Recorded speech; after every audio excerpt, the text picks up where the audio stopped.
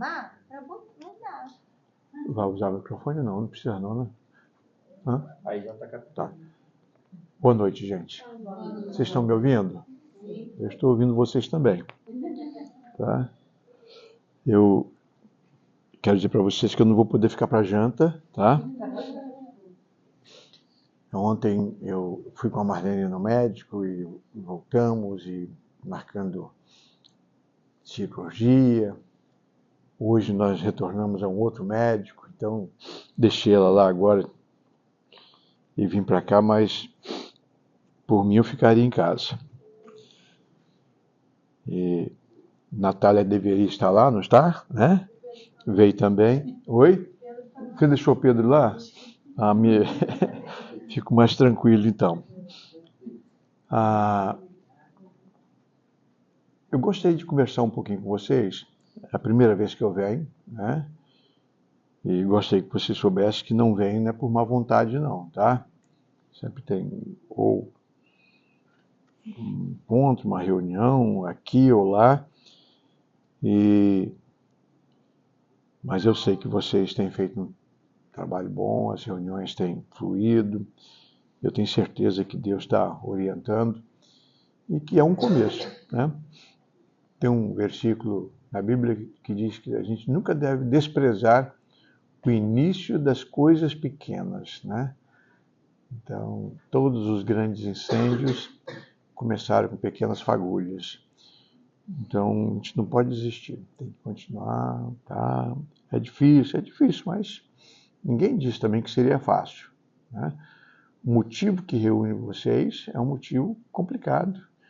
Então, se não é fácil lá, não seria fácil aqui. Mas eu gostaria de conversar um pouquinho sobre... Eu tenho mania de escolher temas, né, para minha fala, ainda que seja um bate-papo, mas eu tenho mania de escolher um tema.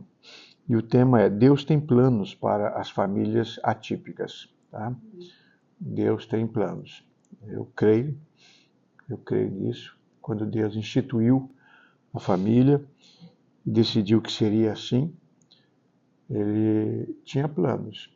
Para que tipo de família? Para todas as famílias. Para todas as famílias da face da terra. Deus tem planos.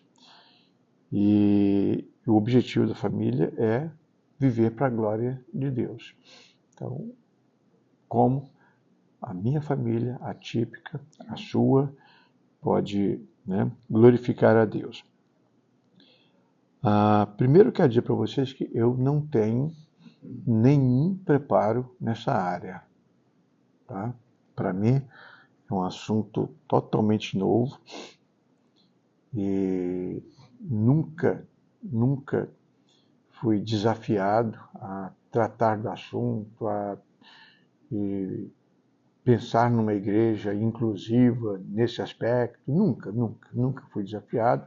Sempre trabalhando, fazendo alguma coisa e me envolvendo com discipulado, com a igreja, com a evangelização, crescimento da igreja, batismos, e já dá para ocupar o tempo todo, né? Cris é de uma família pastoral, né? E você sabe que a gente já tem realmente muita ocupação na igreja. E este assunto é um assunto para mim completamente novo. Então eu confesso a vocês que eu fiz o que eu faço todas as vezes que eu me sinto perdido, né? Orar. Orei muito, pedi a Deus orientação para que a minha vinda aqui não fosse inútil, tá? Eu gostaria de ser útil aqui com vocês e ser usado por Deus, então eu orei e gostaria até de orar mais uma vez, tá? Querido Pai, eu quero te agradecer por esse privilégio de estar aqui para falar para pessoas tão especiais e que estão vivendo, Senhor, um momento especial. Que, ó Deus, iniciar nesta igreja um trabalho diferente, apropriado, específico, voltado, Senhor, para um grupo de pessoas da igreja, e nós precisamos, ó Deus, da direção do Teu Espírito Santo, sabedoria e discernimento para que possamos fazer a coisa certa. Fica conosco. Se não fizermos, ó Deus, a coisa certa, o Senhor fará. Então, orienta-nos, em nome de Jesus. Amém, Pai. Amém. Muito bem.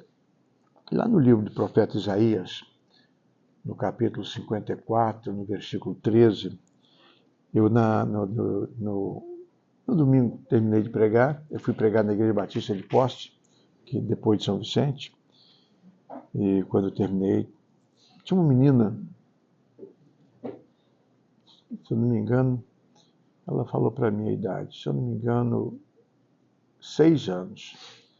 O nome dela é Eloá. Ela estava prestando muita atenção na mensagem, mas muito mesmo. Diferente das outras crianças, ela estava sentada na minha frente, uma menina bonita, e quando eu terminei, eu fui sentar no auditório e o pastor veio para o meu lugar, e o lugar que estava vago ao lado dela, né? E ela chegou e começou a falar no meu ouvido. Primeiro que gostou muito da mensagem. Eu gostei muito da mensagem. O senhor fala muito bem. 6 anos. Aí eu comecei a ver que ela tinha um problema, uma veia diferente, né? Muito saidinha, né? Aí depois ela entrou no assunto da mensagem. E ela chegou e falou assim, eu tenho medo de morrer. Eu tenho medo de morrer. O que eu faço? Aí eu falei para ela, né? Todas as vezes que você tiver medo de morrer, você conversa com Jesus, porque ele venceu a morte. Ele venceu a morte. Ela ficou assim impressionada. E outra coisa, você deve conversar com a sua mãe, com seu pai, com seu pastor, sobre esse assunto, né? E depois eu vi que realmente ela era especial, mas as pessoas estão atentas, as crianças estão atentas, né? Os jovens, os adultos. E eu gostaria que, nesses pedidos de orações que vocês já fizeram, gostaria de acrescentar mais um. Orassem pelo Lauro. Lauro, né? Ele foi diagnosticado agora com como é que é? Autismo, né? A médica lá do quartel deu a ele o diagnóstico e ele começou a fazer o tratamento. Nunca se preocupou com isso, mas nós sempre soubemos, né? Nós sempre soubemos, né? E trabalhando com arma, né? PM, e é muito complicado. E agora, perdendo a esposa, a vida dele está totalmente, virou pelo avesso, né? Jovem ainda, e telefonou para mim na sexta-feira pedindo para que eu orasse para ressuscitar a esposa dele. Então, está totalmente desorganizado. Gostaria que vocês orassem por ele, né? Ele disse que agora vai se voltar mais para a igreja. Ele não é membro da igreja, mas que ele tomou uma decisão. Então, vamos orar para que Deus... Hã? Mas, vamos lá. Então, o profeta Isaías, no capítulo 54, verso 13, diz assim, todos, presta atenção, né? Todos os teus filhos serão ensinados do Senhor, e será grande a paz dos teus filhos, né? Todos os teus filhos serão ensinados do Senhor. Como é que está a versão de vocês aí? Todos os teus filhos serão ensinados do Senhor e será grande. Ensinados também? Ensinados, né? Vê se tem uma outra versão aí. Não tem outra versão, não? Eu mesmo ensinarei todos os seus moradores. Então, a ideia aqui é de discípulos, né? Todos os teus filhos serão discípulos do Senhor, tá? Serão discípulos do Senhor e será grande a paz dos teus filhos. Então, é uma palavra de Deus, está falando sobre o futuro do povo de Deus, né? Um tempo em que eles estariam convivendo não com Davi, Salomão, né? Mas com Cristo e o Espírito Santo habitando em nós. Então nós faríamos parte e pertenceríamos a uma classe de pessoas muito especiais. E eu gosto dessa ideia quando diz todos. Quando diz todos, inclui, né, os meus filhos, os seus filhos e também dentre os meus filhos, né, todos eles, sejam eles, né, atípicos ou não, sejam eles, né, acometidos de alguma necessidade especial, todos eles. Então Deus tem planos para as famílias atípicas. Eu creio nisso. O primeiro aspecto que eu gostaria eu gostei até, Maica, de estar começando uma experiência com vocês aqui hoje, tá? A gente outras vezes participar dos debates, aí ouvir, eu tenho que aprender. Onde é que eu vou aprender? Né? É aqui com vocês, eu quero aprender, tá? Eu preciso ouvir mais. Hoje assisti um vídeo, que não sei se vocês já viram, né? Sobre não é fácil ter uma filha especial. Vocês assistiram esse vídeo? Coisa mais linda que eu já... Né? É uma briga entre a mãe e uma filha, tá? A filha totalmente desorganizada, uma briga feia, e a mãe gravou, tá? E a mãe, ela tem um canal e ela coloca nas redes sociais e ela justificando por que ela colocou aquele diálogo com a filha na rede, né? É de cortar o coração.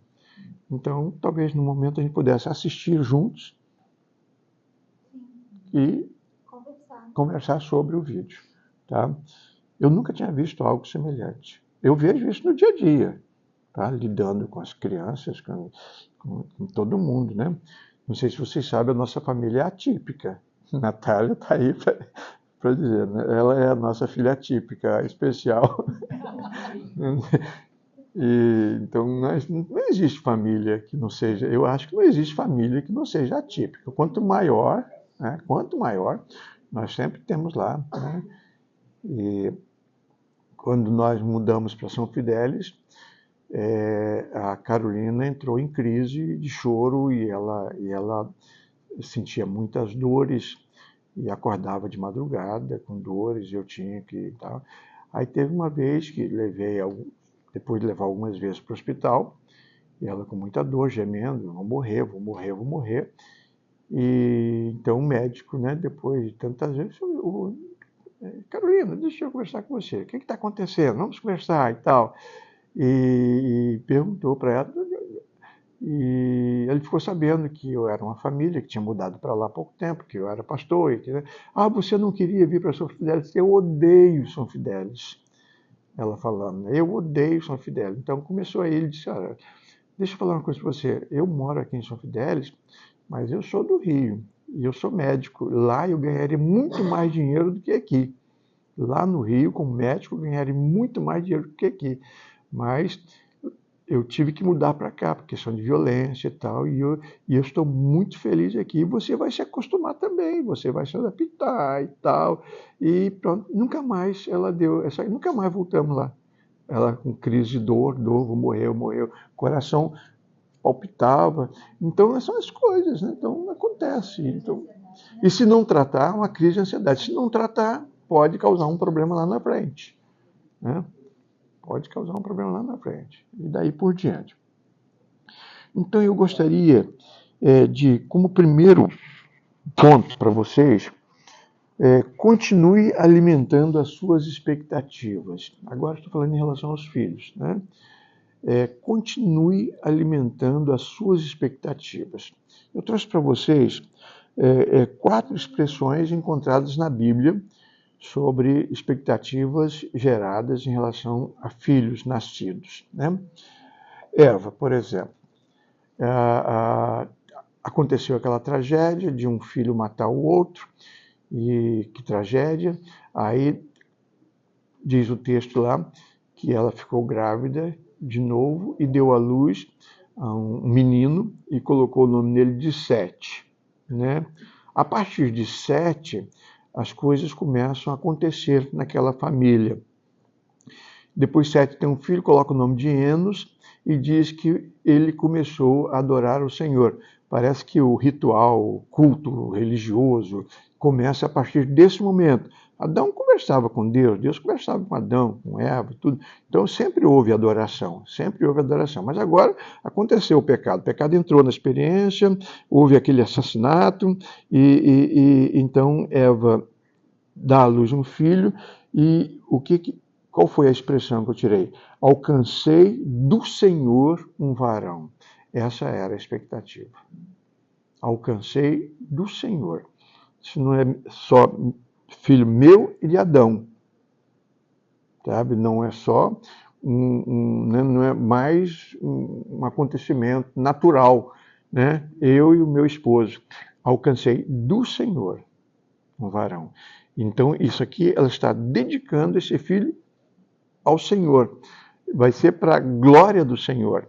Vai ser criado de maneira diferente, como Abel foi criado, de maneira diferente como Caim foi criado, porque eles sabem que o perigo ronda aquela casa. Os problemas rondam, o pecado está graçando, está aumentando. Então eles precisam criar agora os próximos filhos de maneira diferente. Então essa é a expectativa. Então eu gostaria que vocês soubessem disso, né? Alcançamos do Senhor um varão ou uma varoa. Nasceu uma menina, nasceu um menino. Então nunca percam sei lá, esse privilégio. Sabe? Continue crendo nisso. Mas notamos aí que ele tem um probleminha no olho, tem não sei o que, não sei o que. Alcançamos de Deus um varão, recebemos de Deus essa dádiva. Esse filho ou essa filha é uma dádiva de Deus. A segunda expressão eu busquei em Sara, né? E diz lá, e Sara concebeu um filho no tempo que o Senhor falara.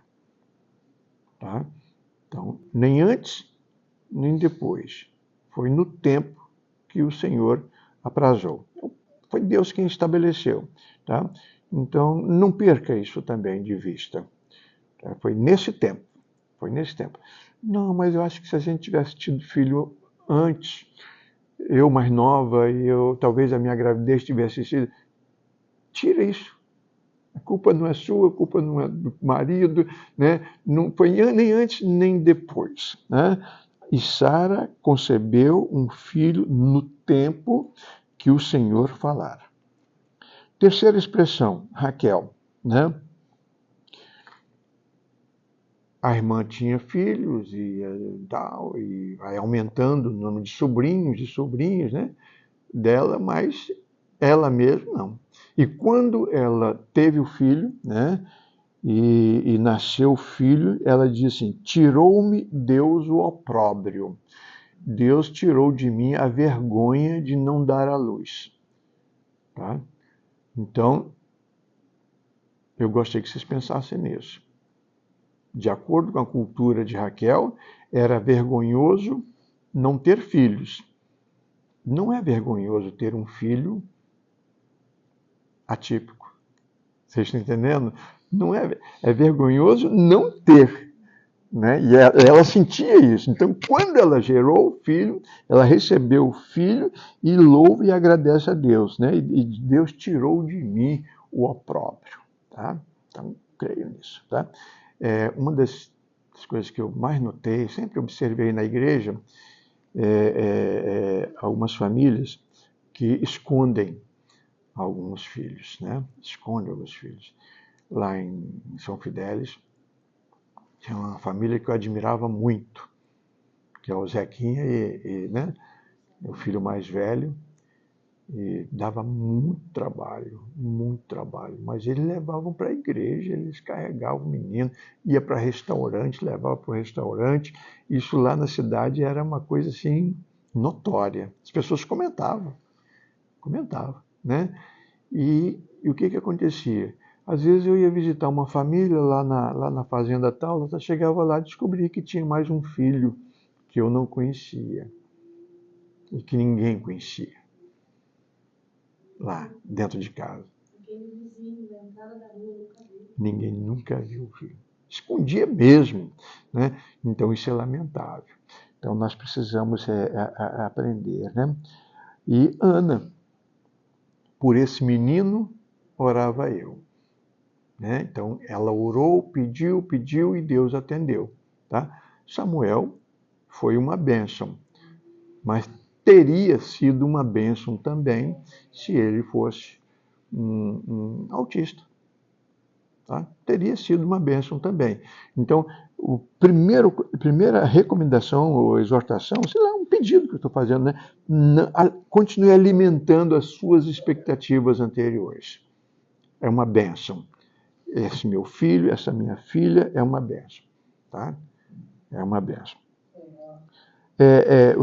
O segundo passo que eu gostaria de dar é quais pais se saem melhor em famílias atípicas. Como eu disse, eu não tenho muita experiência, mas como pastor, eu, dentro da Bíblia, eu posso sugerir isso a vocês. Que tipo de pais, né? Mãe, pai, se saem melhor com filhos especiais, né? Primeiro, aqueles que são tementes a Deus, né? Pais tementes a Deus recebem de Deus todas as condições para criar os seus filhos. Todos os filhos, em quaisquer circunstâncias, né? Os pais que são observadores da palavra, que obedecem à palavra, que colocam a Bíblia em prática, esses pais, com certeza, são pais mais habilitados, mais maduros para lidar com qualquer, né, qualquer criança, qualquer filho. Pais que são servos do Senhor Jesus Cristo, convertidos mesmo, pessoas que nasceram de novo, que servem a Jesus Cristo, têm condições mais favoráveis para criar filhos, né? Os pais que são amorosos, né, que amam seus filhos, Então isso para mim, é fundamental. Com certeza, uma mãe assim vai se sair melhor, um pai assim vai se sair melhor, porque ama o seu filho, ama a sua filha, tá? E eu disse para o Dr. Leonardo, quando eles, né, receberam a Mariana, e numa visita, conversando com eles, estavam muito tristes, então eu disse para eles, tá? E disse para a Maica também, que Deus precisa de pais especiais para filhos especiais. Não é qualquer família que pode ter uma Manuela, não é qualquer casal. Tá? Mas não é mesmo. Então tem que ser pais especiais para cuidar de filhos especiais. Então, ao invés de vítima, nós passamos para servos de Deus úteis para cuidar dessas crianças de tal maneira que elas possam se desenvolver, né, para a glória de Deus. Tá? Um outro aspecto, gostaria, são perguntas que eu estou fazendo e sugerindo, tá? Como deve ser o lar que abriga uma família atípica? Porque uma coisa é você ter uma casa e ser uma família atípica, outra coisa é você ter um lar. Tá? Como deve ser um lar que, né, deve ser um lar que abriga a família atípica? Eu penso que o lar, nesse caso, precisa ser um refúgio.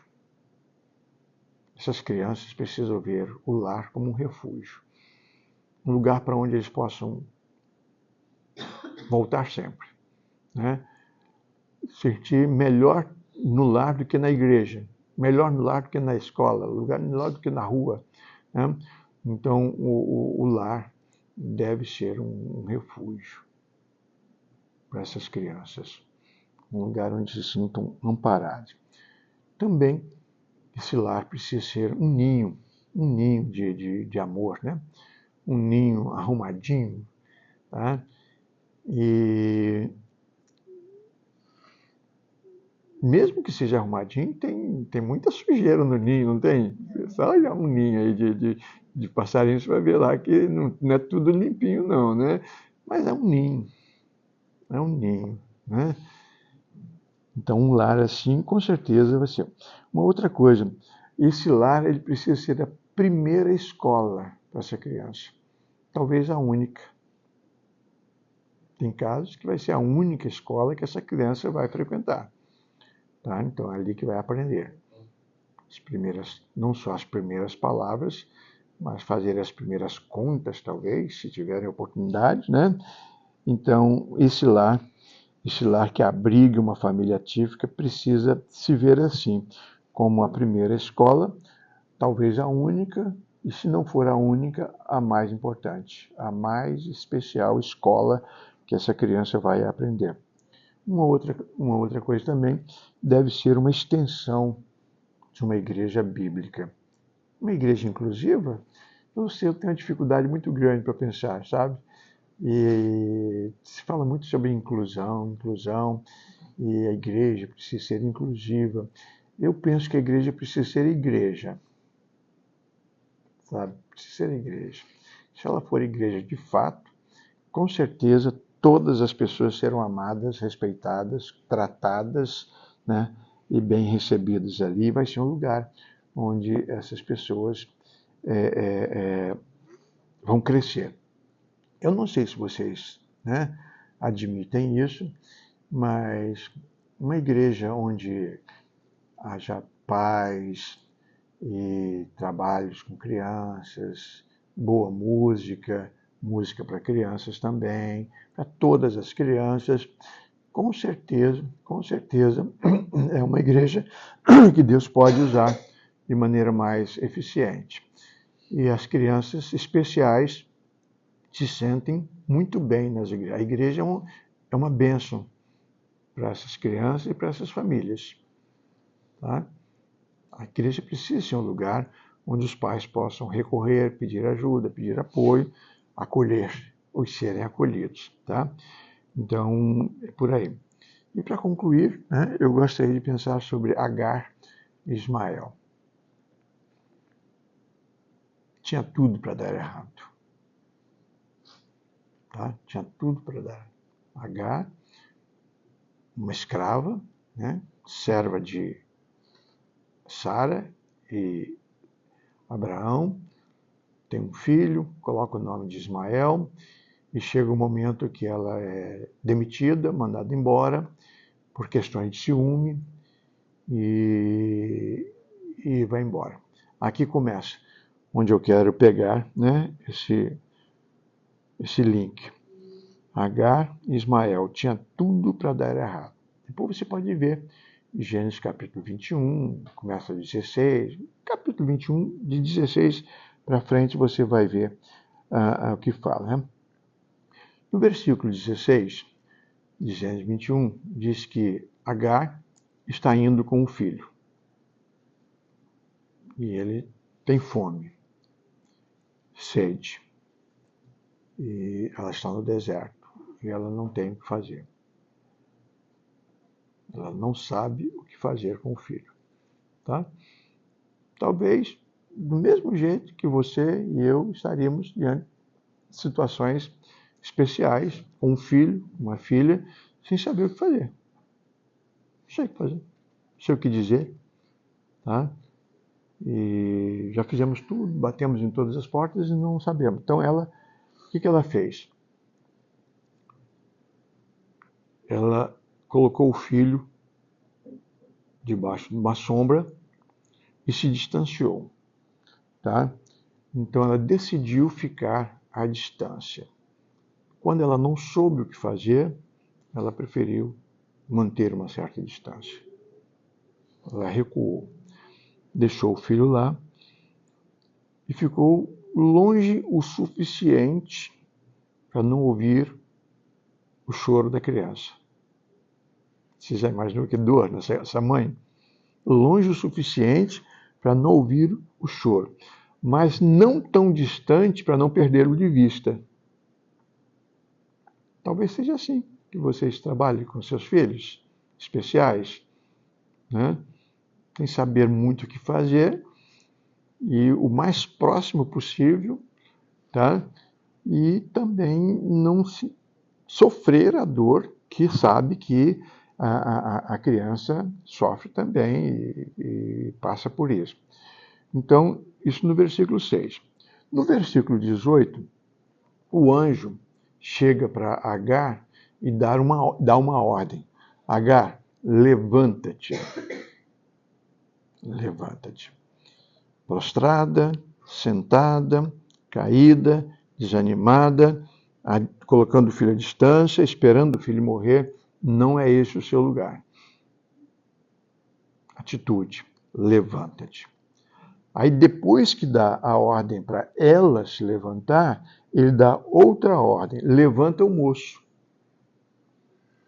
Minha irmã, meu irmão, só você de pé, diante do Senhor, e se esforçando é que você tem condições de fazer alguma coisa pelo filho e pela filha. Você prostrado, você desanimado, se abrindo mão e desistindo, não vai rolar. Então, levanta-te. Ela em pé, agora ela tem condições de levantar o filho. Tá? Levanta o teu filho. E diz o texto que ela pegou o menino pela mão. Eu acho que é a única coisa às vezes, que a gente pode fazer, né? Pegar pela mão. Vem comigo. Chorando, com fome ou com sede ou não. Festejando, comemorando. Está comigo. Não abro mão. Não vou abrir mão de você. Nunca. Um pai ou uma mãe pode abrir mão de um filho. Qualquer filho. Qualquer filho, né? Então, pegou o menino pela mão e ouviu a seguinte sentença do anjo: dele farei uma grande nação. Dele eu vou fazer uma grande nação. E fez. Deus abençoou, né? As nações árabes, todas as nações árabes são oriundas de Ismael. Deus cumpriu a palavra dele. Deus cumpriu, tá? Então, farei dele uma grande nação. Ainda que você, Agar, esteja pensando, aí a expectativa seja de morte, de acabou, não acabou. Não acabou, tá? Não acabou nada. Eu vou cuidar de vocês. Aí, veja bem, voltando lá no versículo 17, tudo porque, diz lá, ouviu Deus o choro do menino. Tudo começou quando Deus ouviu o choro da criança. É uma oração. O choro de um filho é uma oração poderosa. Às vezes mais poderosa do que a oração do pai ou da mãe. Porque Deus conhece, né, aquela criança. Então eu gostaria que vocês pensassem nisso. Nesse meu primeiro encontro com vocês, eu creio que Deus tem planos para as famílias de vocês. E outra coisa, abençoar muitas outras famílias. Eu gostaria que vocês pensassem nisso, né? Eu estou aqui por mim, eu estou aqui por minha filha, por meu filho, por minha família, tudo bem. Eu gostaria que vocês soubessem que, ainda que vocês estejam por vocês mesmos, mas Deus está por todos e Ele quer aproximar outras pessoas, cuidar de outras pessoas, né? E eu havia combinado com Natália que agora ela cantaria um hino que ela combinou comigo e depois ela disse que não tem mais condições de cantar. E o título do hino era Não desista, não pare de lutar, né? Mas não vai ser possível, ela ligou para meu pai, não vai ser possível cantar, mas num outro momento ela vai, não desista, não pare de lutar, né?